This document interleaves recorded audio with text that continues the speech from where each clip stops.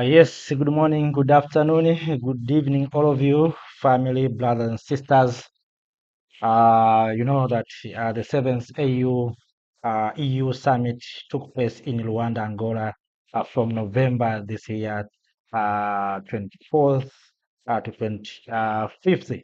The summit, which marked the 25th anniversary of the partnership, brought together leaders from the African Union (AU) and the European Union (EU) to discuss key areas like peace and security, economic May I integration, request all trade, honorable delegates to and take their seats? trade and climate and digital cooperation. The meeting was a pivotal moment to strengthen ties and prepare a new model of partnership.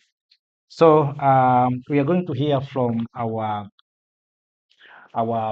parliamentarian, where EU Parliament and the African Union through Parliament meet in Durban, South Africa. We are going to hear the views of Europeans, what Europeans want from Africa, and what are the focus of Europeans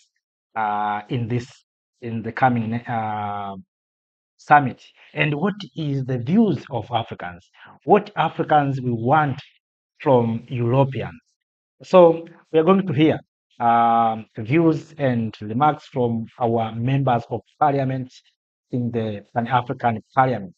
Then when we go to the summit, now we can understand what we want as Africans and what are we going to attain as the continent of Africa. So let us first of all share these views from our parliamentarians. Then, of course, you will share also your views, your perspectives through the comment section, what you see and what you understand from this session of conversation between European Union parliamentarian and a Pan-African parliamentarian. So let us go and hear.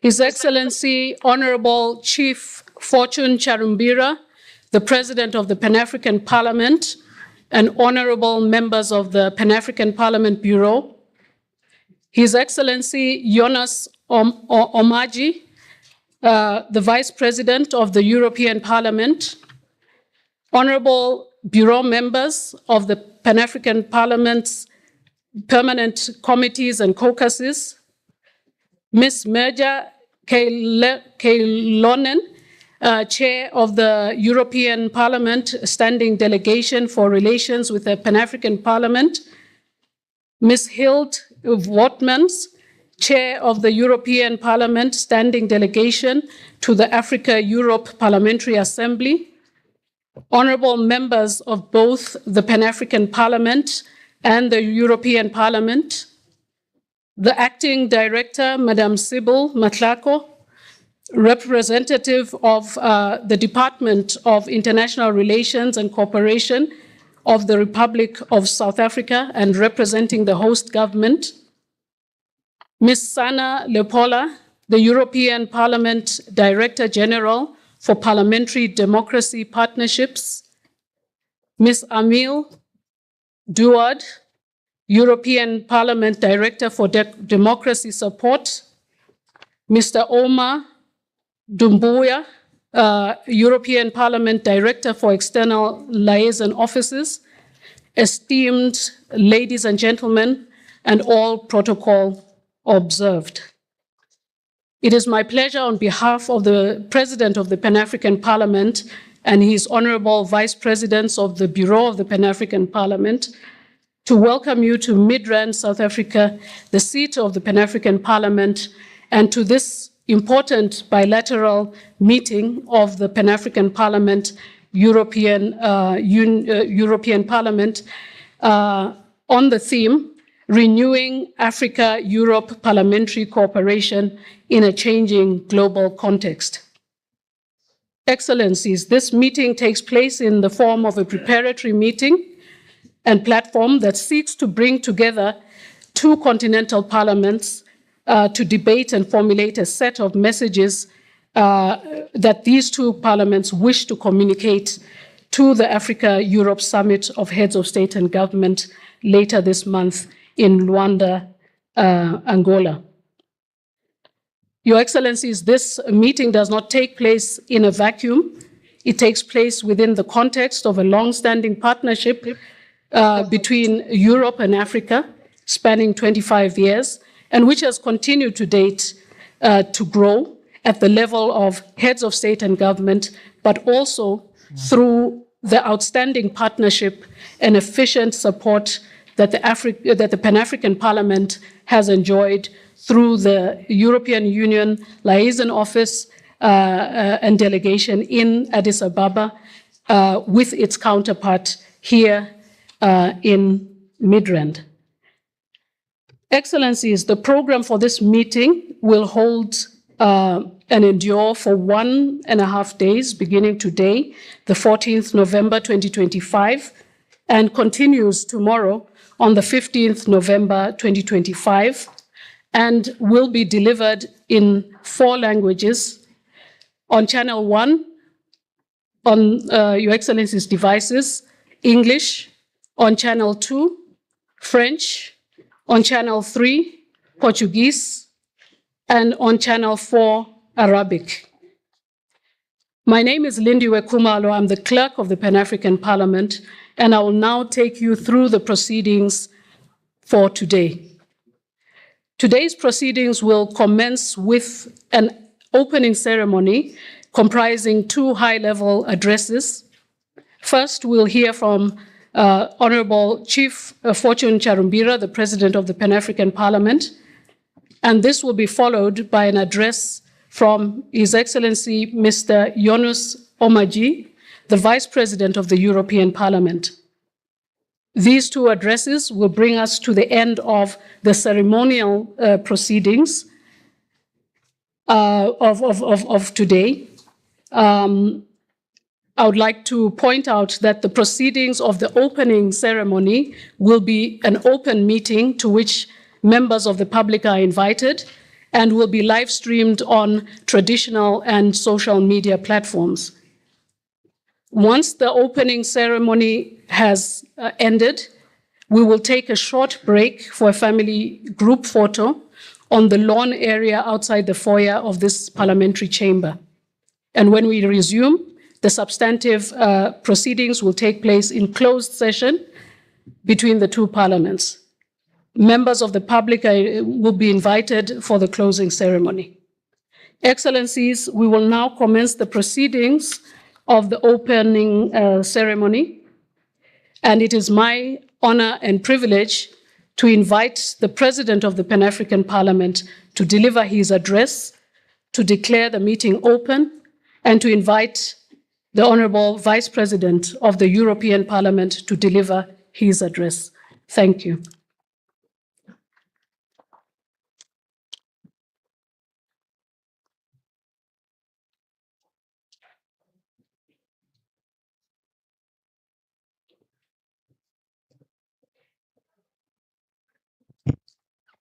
Thank you, Madam Clerk.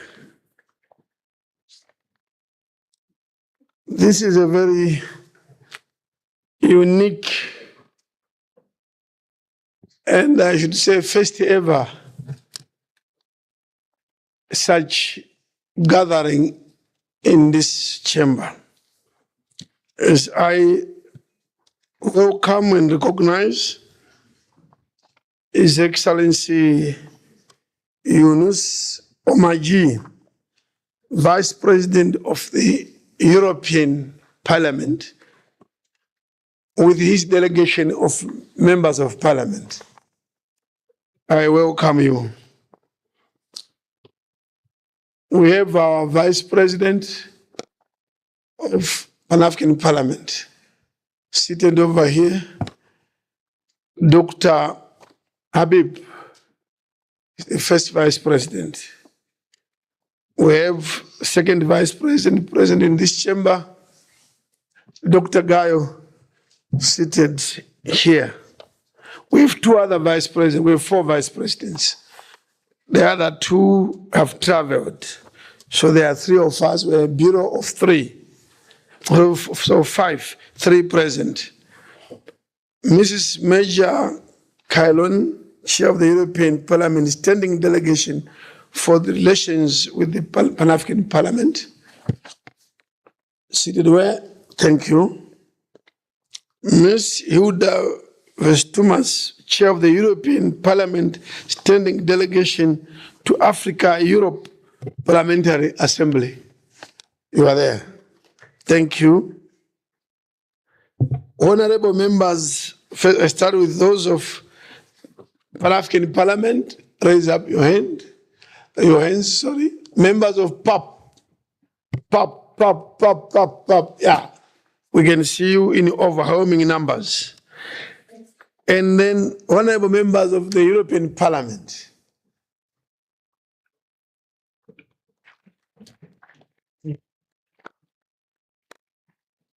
Thank you very much. Acting Director, Madame Masako. She's never absent in this room.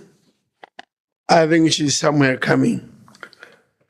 Miss Sana Lepola. She's the European Parliament Director General for Parliamentary Democracy Partnerships. We met here. Oh, you went that far. How can a whole Director General sit that far? You are supposed to be somewhere here so that you direct in general. Ms. Amele Daoud, European Parliament Director for Democracy Support, is here. Mr. Omar Dumbuya, European Parliament Director for External Liaison Offices. I know him when I see him. Yes, he's over there. Thank you. Esteemed ladies and gentlemen, wherever you are seated, all protocols observed. Mine is to open this meeting.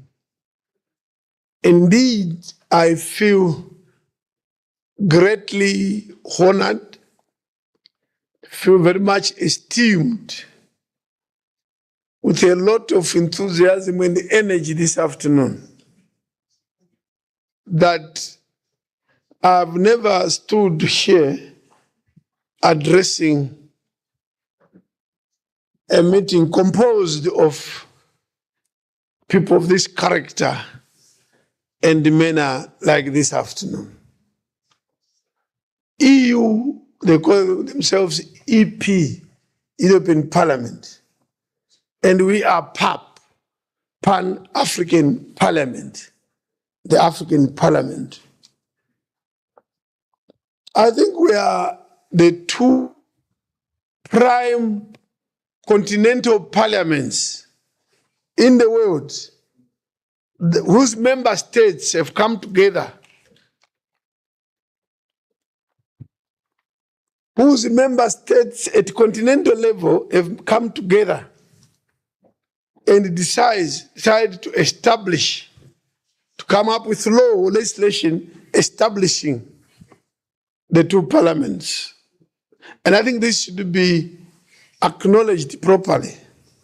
There are so many offshoots. There's some parliamentary whatever, this whatever, who have no such deep and solid legislative endorsement like the two parliaments.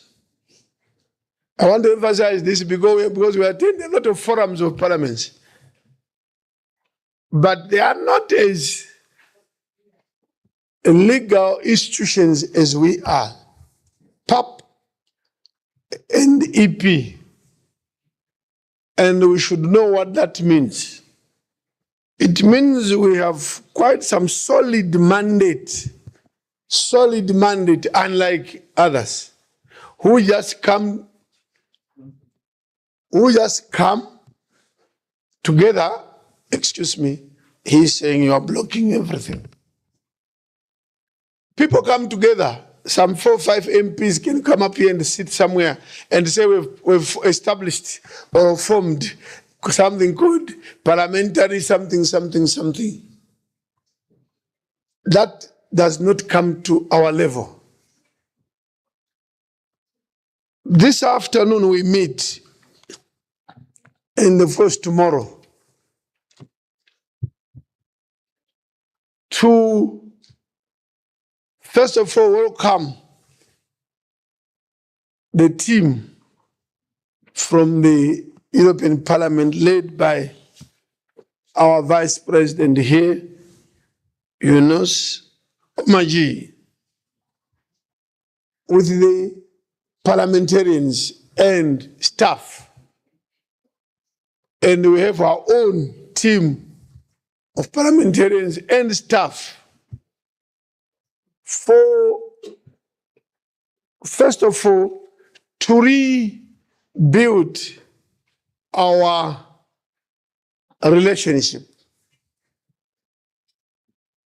which earlier on I'd said it had gone a bit into the lower mode. Now we want to, I even used this word earlier on, to resuscitate the relationship. There is more to gain in a world where there is now more disorder than ever before. We need to defend multilateralism ourselves as parliaments. We need to stand very strong. And if we don't, we are getting into disorder in the world. So we'll see through the topics which are the issues that we need to engage. And the one critical one is that this particular 2-day meeting is aimed at coming up with clear messages, recommendations, inputs into the meeting or the summit of heads of states between the European Union and Africa this month in Angola, Luanda. And the key message there will be, or business will be, looking at the 25 years of partnerships between the EU and Africa. Africa-EU launched a partnership, the year 2000. It's now 25 years old. It's time to look at how we've done, successes, challenges in that relationship over 25 years. What is the new way forward, which we call EU-Africa strategy? So our member states will be couching a strategy, developing a strategy, which will be projected, pronounced in Angola, Luanda, 24-25, this month. And this meeting is aimed at saying the parliamentary dimension to governance, the parliamentary dimension to these continental bodies, Europe and Africa. Where are we? Is another question. Are we not the missing link in continental governance? What should we be saying to our member states to the summit in Angola? So jointly, the two parliaments, continental parliaments, will come up by the end of the day tomorrow with, you can call it a communique, you can call it recommendations, resolutions, but some outcomes that we need, that need to be an input into this two continents gathering in Angola. That's why we are here, reviewing the 25-year partnership and making an input into the EU-Africa strategy going forward. I wouldn't want to preempt discussions. The issue of peace and security, the issue of democracy, governance, and rule of law, the issue of multilateralism and parliamentary cooperation, and the issue of aligning global gateway with Africa's own priorities, strengthening parliamentary institutions, among others. And we'll have all of you contributing to all these key themes and sub-themes, which is mainly led by the need to renew the partnership between Africa and the EU. And it's also an opportunity for the Pan-African Parliament specifically, and the European Parliament specifically, to say, what else can we do that we have not been doing in order to make an impact and contribution to the strategy or agenda 2063 for Africa? We have our agenda 2063. What could this parliament and the EU Parliament do in support of the agenda for this continent? What should the EU also be doing to support Africa? We have come up with the Africa Continental Free Trade Area to boost the trade among countries in Africa. How can the EU also play a role? The issue of minerals on the continent, the Africa's mining vision, the issue of strategic minerals, strategic raw minerals, I think will come through. How do we share our natural resources and minerals on the continent with our EU counterparts in a manner that is mutually beneficial, so that we also run away and say we are succeeding, we are developing. And they also say, oh, we got it from Africa, we are also moving forward. A relationship of true continents, true parliaments that relates in a manner that is self-respecting, mutually respecting, but having a very common purpose for mankind. Let me end here and invite a person present in this room who I cannot speak without referring to some paper.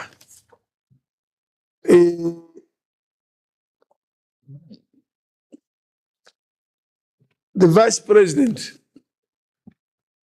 Jonas Omechi, I'll try to remember a few things. He has a very long CV. He's a lawyer by qualification. He was born somewhere not far from here, near Mauritius, Reunion Islands, which was a French colony. So he's very fluent in French. The rest I'll leave to him to tell us, because I may make him a mistake. His CV is very long. But what is important for now, he is the Vice President, the European Parliament. We will feel his CV and weight when he takes over the podium. And we thank you for leading such a powerful delegation.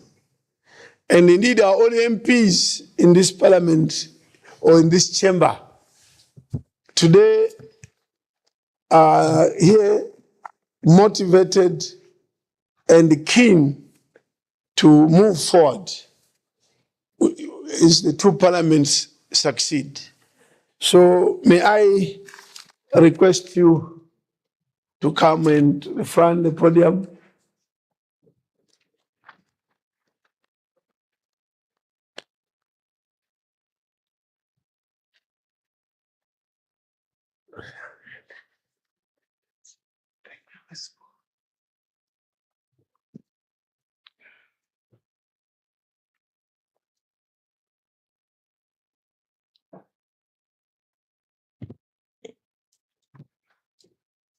Monsieur le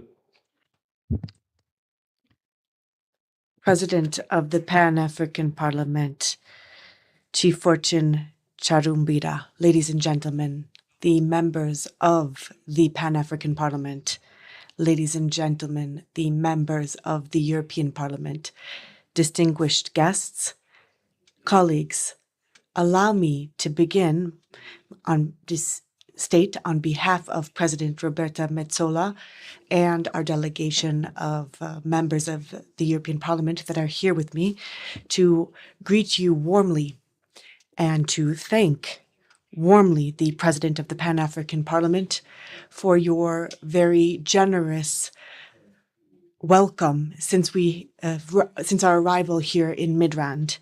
And I should like to begin by stating, Mr. President, how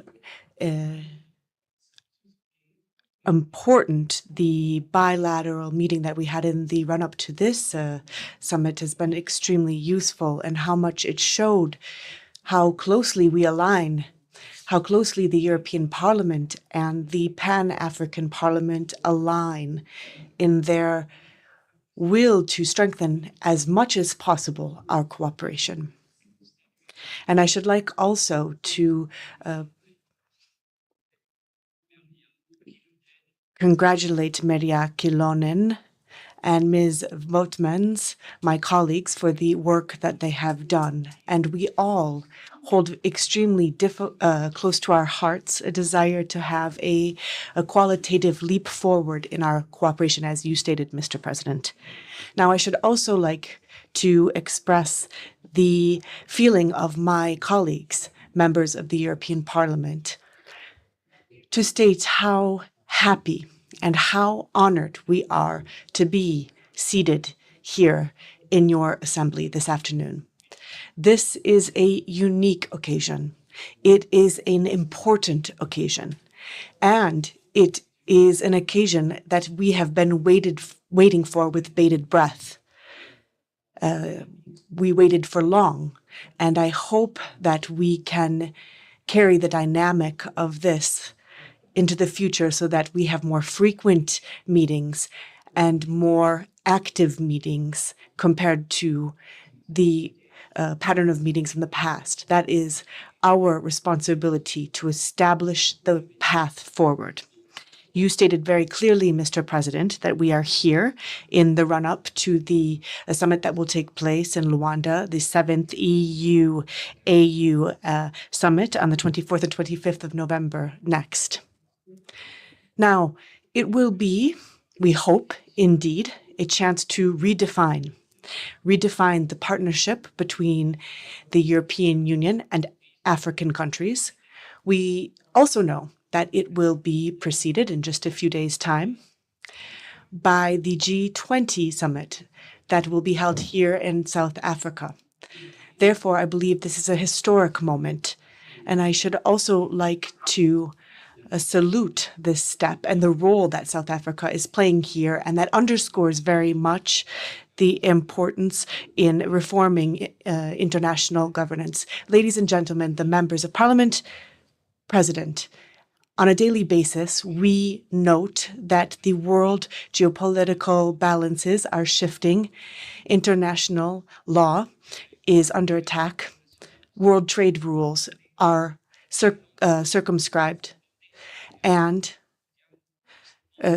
circumvented, and we know that frequently there is a attempt to shift to the will of the strongest.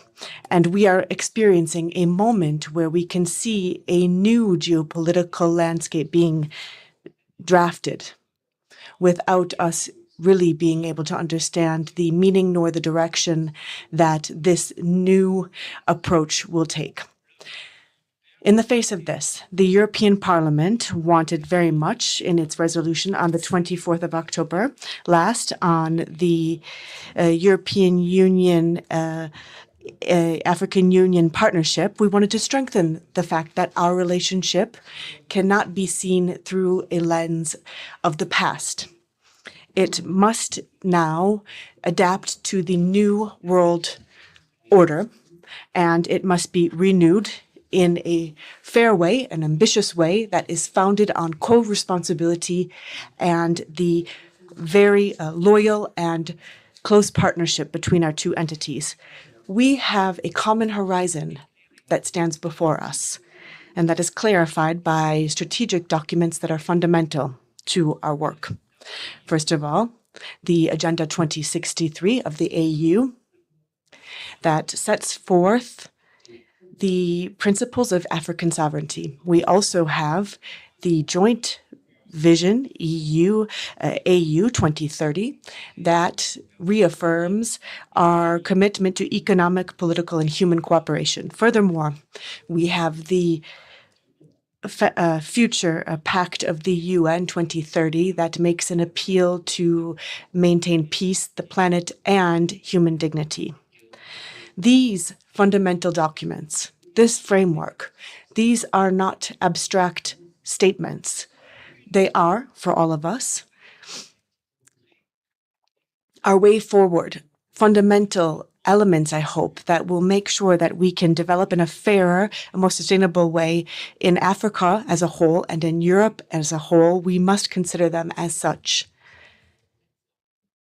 It is our compass. Now, when we look at the future of the continents by 2050, we should recall the 2.5 billion population in Africa. That would be 1/4 of the world's population.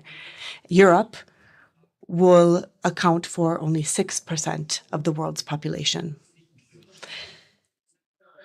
2050, we frequently speak of 2050, but I think 2100 speaks much more eloquently about the situation. Indeed, on the African continent, according to UN figures, there would be some 4 billion in population, perhaps slightly more, 4.2 billion even. Now, with strict growth, with a 4 billion increase, it's unprecedented in the history of humanity. 60% of the population on the African continent will be under 25 years of age. These two figures are enough for us to fully take measure of the stakes. And these two figures are enough to show us that, indeed, the world will become more highly African in nature, and that is what lays before us. And I think one other thing that is undeniable, the young people, the youth of our era on the two continents, they have never been as connected as they are today amongst each other. This is unique. And it is also something that is dizzying. If you look also with the technological revolution, today Africans are westernized and Europeans are Africanized. That is the reality in which we exist. This European African youth is highly educated, is entrepreneurial, is in great desire of fully contributing to the transformation of the world. And our young people are not just the future of Africa and Europe, they are the future of the prosperity of the AU-EU partnership that we would like to see exist and that we demand for. It is important, therefore, to place an enormous emphasis on this as a major thing that is at stake here. Moreover, we should also recall for the future that peace and security will be the fundamental points for prosperity and nothing. We know that war only brings destruction, death, and an annihilation of the objectives that we set for ourselves. We know that there is a return of the survival of the fittest, the undermining of international trade, as well as the bogging down of conflicts in Europe, the war in Ukraine, in the Middle East, in Africa, in Sudan, and in the DRC, in Somalia, and the Sahel. We cannot ignore these conflicts. They are devastating. They are being drawn out in our continents and our neighborhoods. Moreover, we cannot turn a blind eye or a deaf ear to the resonance that they have, respectively. We shan't minimize them. The democratic transition and attacks on rule of law, corruption, and interference that is destabilizing, that is polarizing political world, and is eroding social cohesion. Our parliament, the European Parliament, is not looking away from this reality. We are trying very hard to have a clear-eyed view of that. And as political decision makers, as well as members of parliamentary diplomacy, we work with that lucidity and determination to be able to bring our modest contribution, to be able to bring an end to these conflicts and to these human tragedies. It is within this context that the European Union and the African Union must defend together that which we hold the most precious: multilateralism, international law, justice amongst nations. These are common edicts without which there will be no sustainable peace. The European Parliament resolutely supports the approach put forth by the AU. African problems, African solutions. This doctrine of continental responsibility is worthy of support, acknowledgement, and trust. The European Union must, in this spirit, support African initiatives for peace, specifically in Sudan, in Somalia, or in the DRC.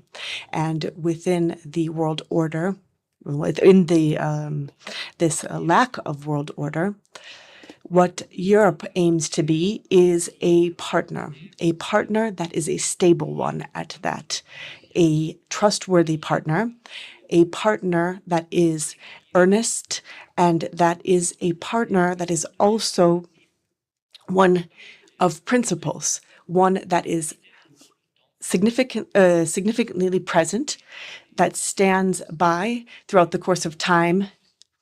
And we will do this together with the challenges that we face that are structural: fighting climate change, the sustainability of resources, malnutrition, electrification, migration.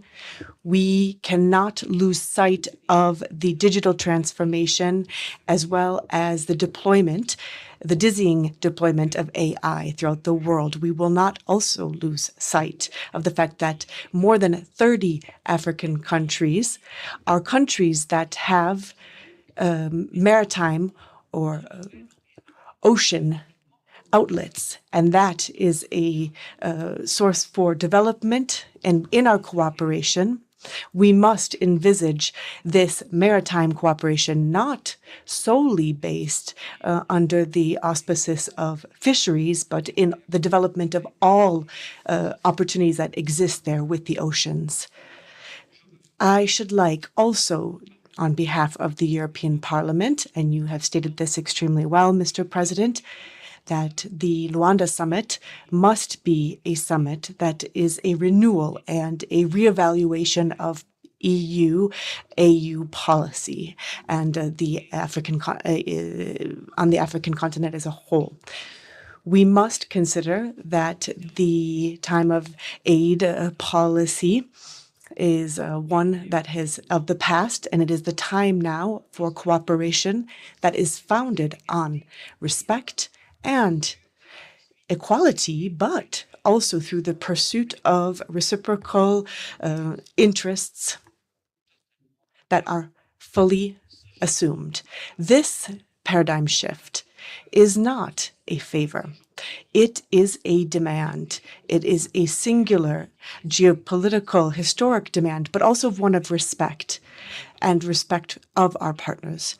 Moreover, we must strengthen the regional organizations that exist to fight the root causes of crises, and there's no need to recall this because this is something that will be a part of a panel, if I am not mistaken, throughout the course of your work. But let us keep in mind that peace is not one that can be sustainable without justice, without inclusion, without transparency, and without confidence in institutions.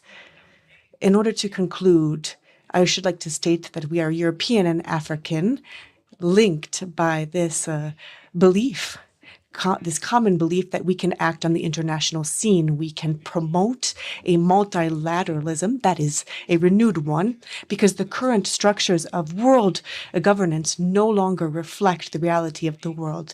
And in this sense, the European Parliament maintains the position that Africa should have a full-fledged position within the decision-making bodies of international governance, not as a guest, not by favor, but by legitimacy. The European Parliament pleads for a reform of the Security Council of the United Nations, such that Africa would have a full representation, equitable and just. And you should know that we will stand by you in this. Moreover, we should unite more strongly for climate action. This is something that we share in terms of a challenge when it comes to the challenges of mitigation and reducing CO2 emissions and greenhouse gas emissions, as well as adaptation. Now, you also know that we share the same belief that a sustainable relationship is founded on knowledge and mutual respect. This is something that is patent. It is also good to recall that we must, at the outset of this summit, unpick our preconceived notions. Africa is not a continent of problems to be solved. Rather, it is a continent of solutions to be shared, much like Europe should be perceived as a partner that is committed and responsible. There are many misunderstandings that find their root causes in reciprocal ignorance that only human meetings, intellectual exchanges, scientific, cultural, artistic ones at that, can overcome. Literature, music, languages, these build bridges. Politics, economic links could not build this. Now, when we asked Jacques Chirac, President of the Republic, on the clash of civilizations, he stated, "Where have you seen a clash of civilizations?" No, it is a war of lack of culture, and it's only culture. It's only that lack of culture that can give birth to these conflicts, and that is why we need to better understand each other. Stories count, words count, images count. These are the things that establish the common imagination. And it is this responsibility to establish these human relations. It comes down to us as members of the Parliament directly. And our role does not end there, however. Dialogue between the AU and the EU can no longer be something that is limited to the heads of state and government and ministries. It must fully include civil society, women, young people, and above and beyond that, the parliaments.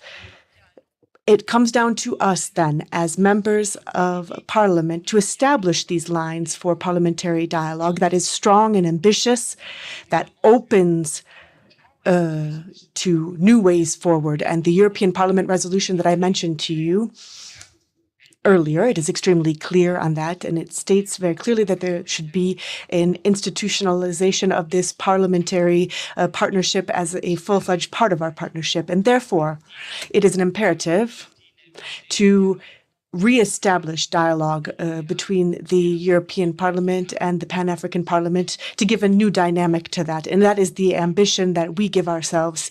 Moreover, I think that is precisely why we are here today.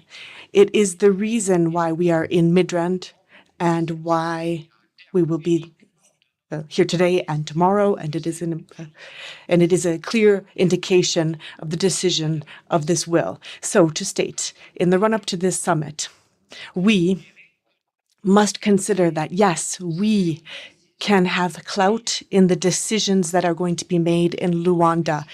Therefore, let us take the decision here and now that what will be decided in Luanda is something that will not just be something on paper, but that it will be something where we can play an active role in this renewed partnership to make sure that there will be transparency, to guarantee the follow-up, and to feed political trust, and to make sustainable and transparent the implementation of the decisions that are made. And that is precisely the role of the members of the parliament. Therefore, I should like to hope that you will all have a strong declaration that is a result of this at the end of this meeting here, so that we can celebrate a strong declaration of the Pan-African Parliament and the European Parliament. Dear colleagues, we do have a chance here to open a new chapter, one that is based in reciprocity, dignity, and a vision. Let us be up to the task. I wish you fruitful work, demanding work, and future-looking work. And thank you so much for having listened to me so carefully, also considering the length of time for which I have spoken. Thank you. Thank you. Thank you very, very much. Merci beaucoup. Merci. Well spoken, but very well spoken. Very well spoken. Let me go to that.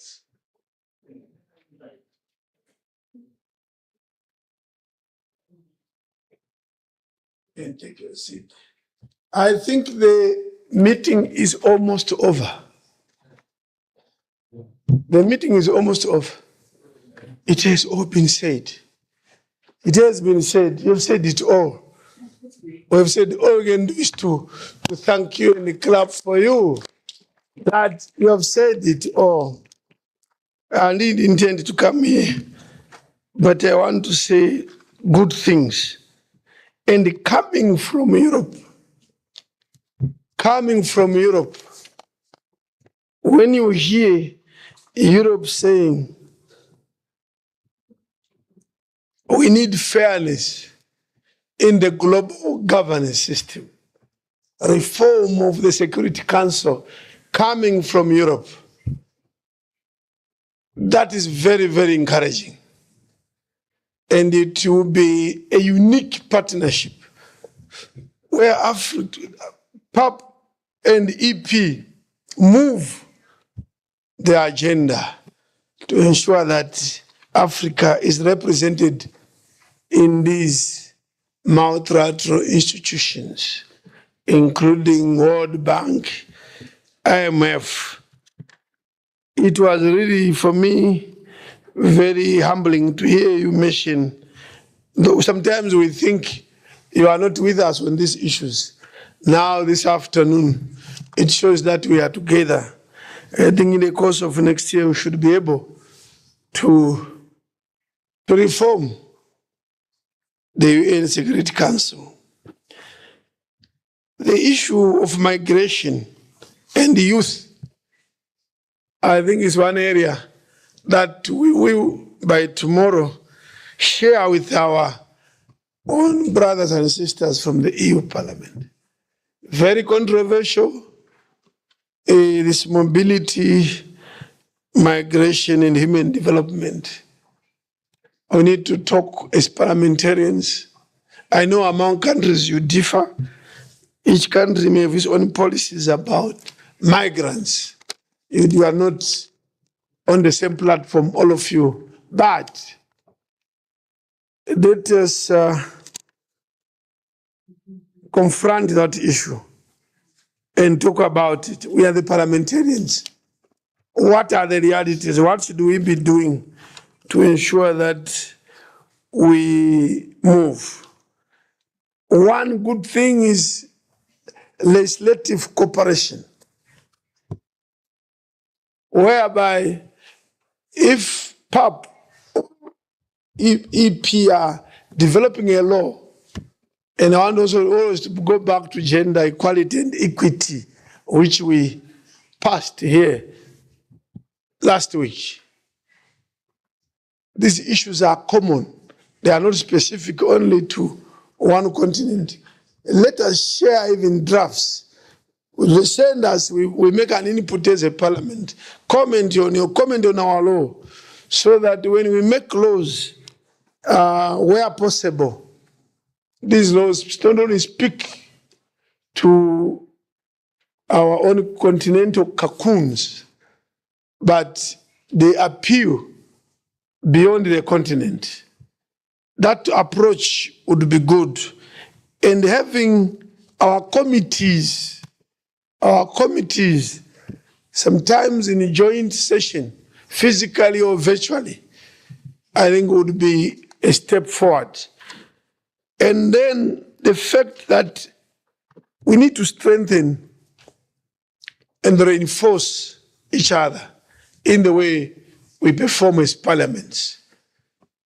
Let's reinforce each other, because, and as the Vice President said earlier on, before he came here, and I liked that statement is actually a quotable quote, that he said, when parliaments are weakened, democracy, accountability, transparency collapse. So let's not allow to be weak parliaments.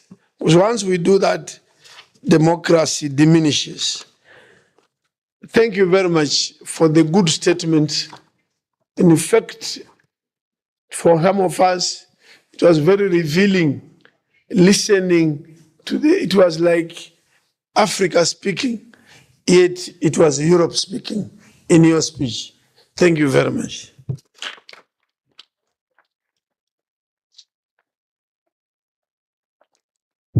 Madam Clerk.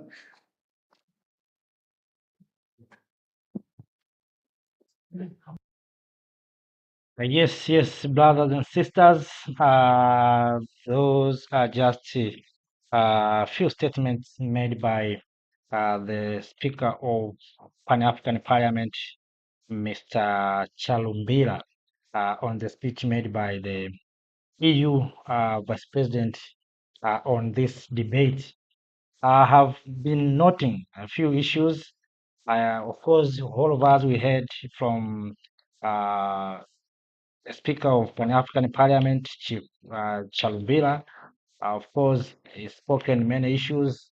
It started with the issue of um, European Union to collaborate with Africa, especially on several issues such as mining, how we can share critical minerals and minerals with the EU in mutual beneficiaries for both continents, and also the issue of African Continental Free Trade Areas. How can European Union support Africa on the issue of African Continental Free Trade Areas? Also, we heard from Vice President of European Union. He spoke on many issues, and few things that I noted is the issue of telling Africans that we need to forget the past. You may ask yourself why Europe right now is talking about let us not relate with the past. Let us forget the past and come up with a new relationship. I don't know what is behind. They want Africa to forget the past because the past is the thing that made Africa the Africa that we have today. The poor Africa, ungovernable Africa, is because of the past. But Europe want Africans or African leaders to forget what happened in the past. They want a new relationship. Also, it's spoken about the issue of European Union uh, to support peace and security in the continent of Africa. That's a good thing. But we know that some European countries, such as France, is the main causes of trouble, especially in Sahel.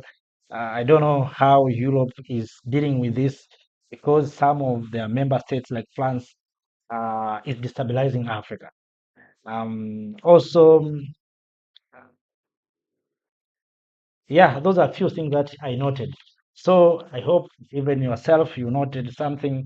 But let us share our views on these matters, what we heard from these two leaders. On my side, I think before maybe African Union, and of course African Union should not um, think that we are happy with what is happening in our mother continent. Sometimes few leaders they think that what is happening maybe in Sudan is people are being happy.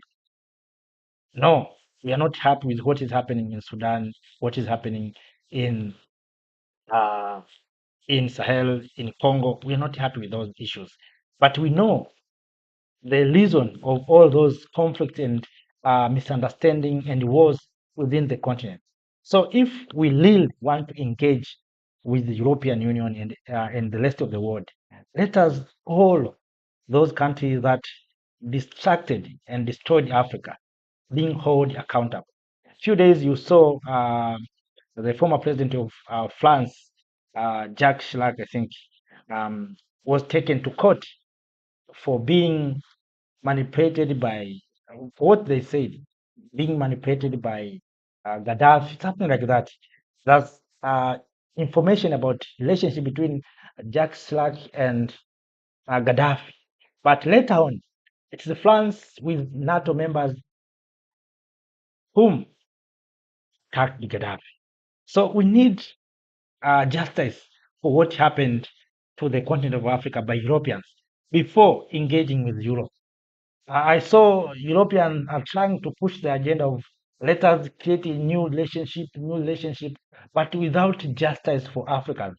That new relationship will be nothing because Africans still have wound in their hearts.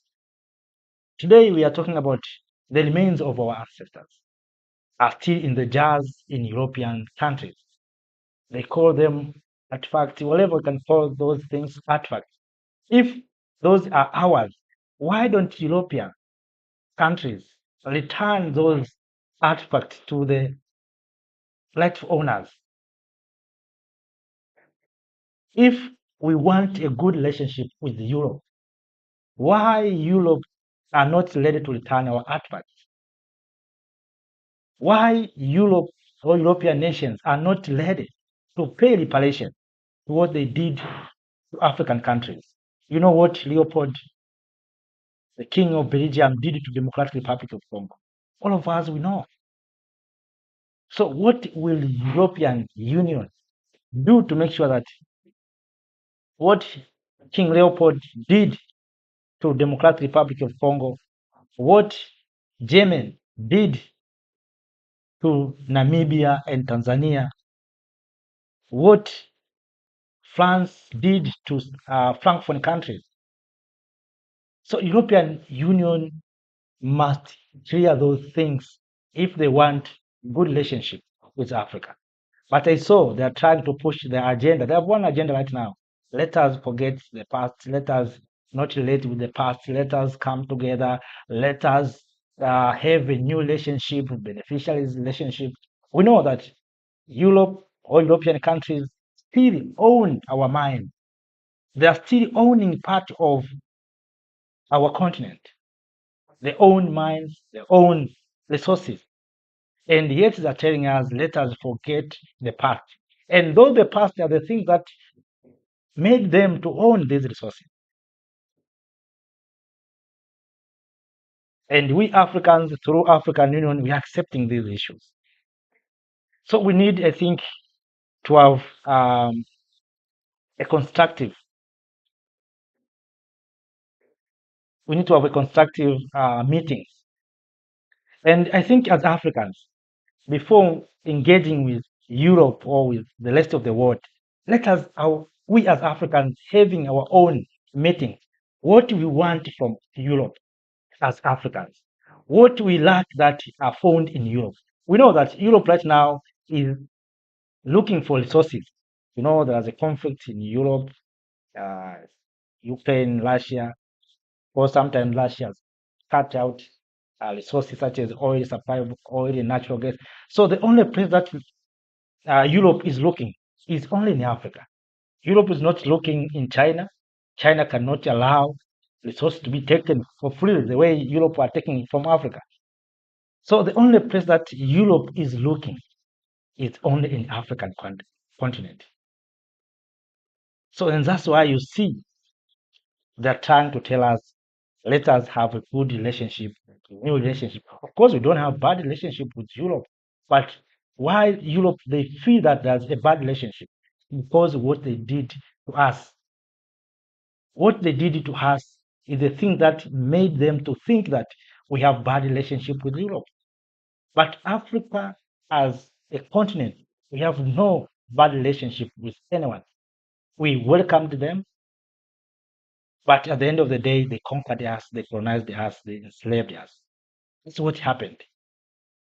So before moving to engage with others as Africans, let us having our own meeting. What we want as Africans.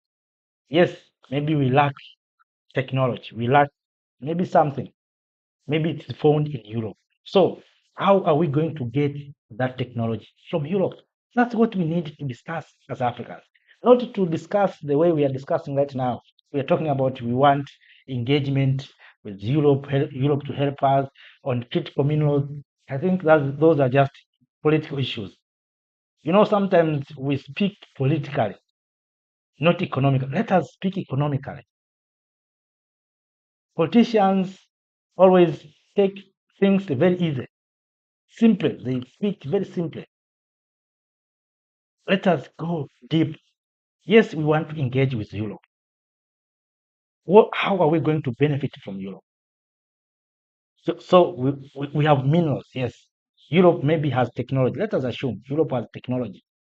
How can we benefit from technology?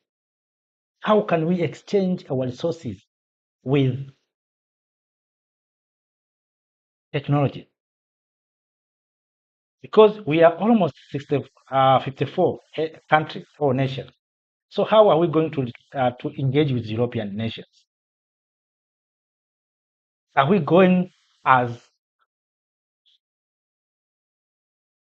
individuals or we are going as a united Africa? Are we going to engage with the rest of the world into division ways or we are going to engage with the rest of the world, such as European Union, as a united Africa? So I think we need to analyze our agendas, what we want, what we lack, and where we can find those deficits or those lackness, where we can get what we want. Yes, if China has some solutions, maybe has some, but I know we have solutions within the continent. If China has solutions, how are we going to engage with China? How are we going to exchange resources that we have with technology from China. Because what we are doing right now, we are bringing the Chinese here in the continent of Africa. And we think Chinese will translate their skills to the people of Africa. No one is coming to awakening Africa if we are not serious. They will come, they will say they are coming to invest in Africa, they will distribute knowledge, but at the end of the day, after finishing their mission, they left Africa with nothing. They were here since colonialism. Look where we are today. Why Africa we cannot manufacture things? They colonized us for more than 400 years. Why Africa we cannot produce our own goods? So do you think in 10 years they can support us, they can help us to start value addition? What we need is we Africans. Let us ask ourselves, who gave Americans, who gave Chinese, Europeans, Russians technology? Who gave them? Who gave South Koreans, Japanese technology? It's themselves. So even Africans, if we think Europe will come and help us to give us technologies, Europe will come and help us to build our nation, to develop our continent, brothers and sisters, we remain in this position. Even if Jesus will come, we remain in this condition because others are moving forward. They are not relying on others. They have good contracts. They know what they want. Today, if you ask Africans, what we want as Africans, they will say development. How are we going to achieve that development that we lack? What we lack, some may say peace and security. How are we going to get peace in this continent? They will say we are being interfered. So we know that we are being interfered. So what can we do to avoid interference? Because interference will be there. And this interference is beneficial to others. Conflict is multi-billion industry. People are making money. If you are fighting, you have no time to train your people, you have no time for children to go to school, you have no time to build infrastructures, you distract infrastructures, you need weapons, you need medicine to treat wounded people. So you see, but because you are busy fighting, you cannot feed yourself, you cannot develop, people cannot go to school. So you buy food, you exchange with your resources. You buy weapons, you exchange with your resources. You buy medicine and drugs, you exchange with your resources. That's how conflict is multi-billion industry. People are making money and people are enjoying to see conflict in Africa. That's why you see almost every area in the continent of Africa, starting with the Horn of Africa. You saw in Somalia conflict, not at peace. Come to Tigray, remember what happened in Ethiopia 2 years ago in Tigray region. Come to Sudan, you know what is going on right now in Sudan. Come to South Sudan, you know what is going on right now in Sudan, South Sudan. Come to Democratic Republic of Congo. For more than 3 decades, people are being fighting in Democratic Republic of Congo. Come to the southern part of the continent in northern Mozambique. You know what is happening right now. Come to Central Africa. What is happening there? Go to Nigeria, northern Nigeria. You know what's happening. Recently, you saw more than 40 people were killed. Come to Sahel. You know what is going on. Go to Libya. So people, you may ask, those equipment, who is supplying those equipment? Those jihadists, they become wounded. Who's supplying medicine to them? Who's supplying food to them? And now they're using drones. Who's supplying drones to them? So I think you can understand and you can get a clear picture. But back to my point, Africans, we need, first of all, sitting down, strategize what we need as a continent, as the people of Africa, before engaging with the rest of the world. Yes, as I said before, this month, before the end of this month, I think it's on 24th to 25th, this November, African Union and the European Union leaders will meet in Angola, Rwanda, to discuss several issues concerning about peace and security, businesses, trades, economic integration and trade, digital transformation, technology, migration, and mobility, human development, multilateralism, of course, another issue, green development and climate. So those are things that will be discussed. But are we prepared as Africans? Are we prepared? You know, the thing that sometimes we fail, others are already prepared. They have their agendas, they have their own agendas. If you listen, Europeans, America, China, they know what they want. Maybe for 10, 20 years to 50 years, they have their own plans. Come to Africa. Yes, we have Agenda 2063. We have Agenda 2063. Are we ready to achieve? And what we want as Africans? I remember almost 6 years ago, we were discussing the issue of silence the gun in Africa. Even before coming of the war of Sudan, we discussed that no one will allow Africa to be at peace, because if Africa will be at peace, the flow of natural resources will not move smoothly. So the only way for natural resources to be supplied to those big nations, they need Africa to be stable. That's the only way. And that's why you saw the year 2020 was the year to silence the gun in Africa. But we didn't succeed to silence the gun in Africa. It doesn't mean that Africa will want to fight. No, this is strategically. They know that if Africa will come together, if this continent people will unite and say, we want to achieve this one, we want to add value to our natural resources, it means resources will not go out of the continent. What right now they are doing, they have introduced something called democracy. It's a good thing. I appreciate democracy. But behind democracy, brothers and sisters, people are being planted. Leaders are being planted. Democracy is a tool to install puppet leaders in Africa. And this will make sure that Africa will not come together, will not unite. You know, this is about European Union and the African Union. A few days ago, I think you heard on social media and television the issue of Congo and Rwanda agreement being signed in Qatar. The peace agreement between Rwanda and Congo being signed in Qatar, a little Qatar.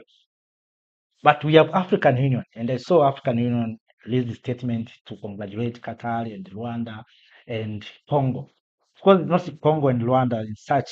It is about M23. Of course, Qatar has mediated Rwanda and Congo, and also Congo and M23, something like that. So my question or my argument here is, if we Africans, we cannot mediate peace for our own continent, we depend on a little Qatar to support us for the peace. And we don't know what has been signed there between Qatar and how Qatar is going to benefit. Okay, Qatar, let us assume Qatar has provided this mediation for free. But remember, Qatar has this big airplane company, Qatar Airways. So how Qatar can convince leaders in Congo, in Rwanda, and come together. But African Union or African heads of states cannot do like that. So do you see our falls? Do you see? Because it doesn't make sense that we Africans, we cannot mediate peace for our continent. So we need third party, we need someone. We have African Union, but no one listen in African Union. If Congo, Rwanda cannot listen African Union, but Congo and Rwanda can listen Qatar than African Union. What does this mean? What does this mean? But all in all, I think the time will come when we Africans, leaders, political leaders, will see the importance of the unity of this continent. If we don't come together, all these things that we are talking here, all things that African Union, Agenda 2063, whatever they're saying, will not come into reality. Because the only salvation for us is unity. Without unity, nothing will happen. Let us all of us preach unity. If we come together, we can talk about peace. As I said previously, that Congo and Rwanda, if we can come together, we can discuss that why we fight each other. You Congo, you Rwanda, we are neighbors, we are brothers and sisters. Why we fight? We don't need Qatar to mediate. We don't need the United States of America. We are brothers and sisters. And that can happen if we are united. And the only issue that African leaders need to do is unity. And to show that how unity is strong, look what happened to Sahel. You remember when Niger took power, military leader took power. ECOWAS threatened to invade Niger militarily. But Mali said, if you invade Niger, I'm going to fight against you. They told ECOWAS. Burkina Faso joined. ECOWAS said, we will not do anything. You see? But you may ask, those resources that were mobilized to fight Niger, can ECOWAS use those resources to fight Boko Haram in Nigeria? No, they cannot use. Why? Because disunity. But ECOWAS is ready to invade Niger militarily, but ECOWAS is not ready to fight Boko Haram in Nigeria. You can see the difference. That's the Africa that we have. That ECOWAS is ready to fight Niger militarily, but ECOWAS is not ready to fight Boko Haram and terrorists in Sahel. Do you get something? So all in all, it's because of disunity. It's because of disunity and installed puppet leaders. They know what is happening there. They know the reason of having those things. If you touch those things, you are touching those who put you into power. They will remove you from power. That's what they're doing. But all in all, brothers and sisters, this is not the journey of faint-hearted people. We have to come together to be strong. We will achieve, we will make sure that one day this continent will come into unity. So to those who were with me from the beginning till the end, thank you for watching. Thank you for being with me. I hope we had a lot of, and thank you to those who have been sharing. I saw some comments from brothers and sisters. That's a good thing. I like it. But all in all, we are sharing our views, our thought, finding basic solutions, trying to share what we think we can do as Africans. The only solution for all these problems and challenges for me is unity. If we come together, nothing is impossible. So, of that, let me salute you and say, have a nice time. See you next time. Thank you.